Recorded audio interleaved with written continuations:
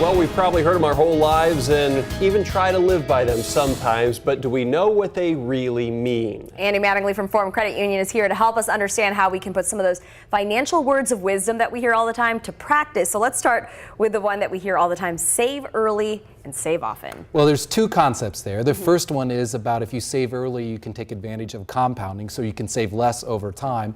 And then often means that if you set it up regularly or monthly, you'll get in that savings habit and you can kind of set it and forget it. Okay, what about live frugally, save generously? Yeah, this one's a little more difficult. We all spend at the level of our income, but if you can try to not increase your spending as you get raises and then save all of that, I mean, think about it. If you stay at your same level of spending from the last 7 years and saved all of your raises, how much money you would have. Yes. That's a tough one to do. All right, living within our means. You always hear that. Are they living within their means?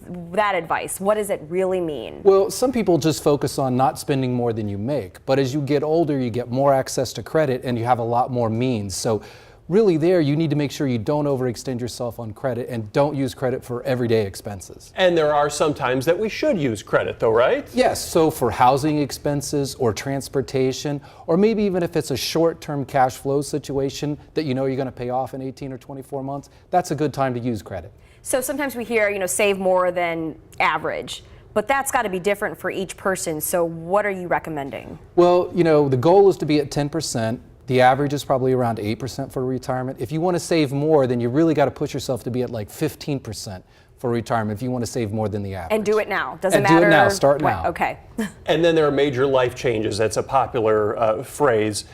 Moving down to only one income or having a first child, having another child. What do we do about that? Well, what they say is to kind of play act at that, so to speak. So go 6 months with what you think your income's going to be or your expenses and save all of that money. If you can do it for 6 months, then you can do it for the long term. Because you've got time before the baby comes. Exactly. So this one, we hear it all the time. Diversify your portfolio.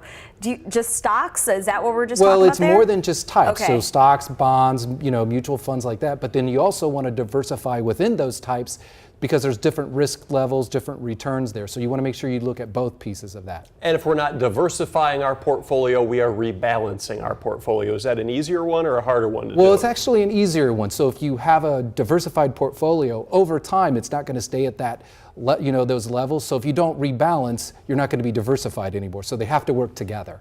All these sayings and terms, if people have more of them to try to decipher and figure out, where can they find you? At forumcu.com. Andy, thank you. Yeah, and speaking of money, the Indiana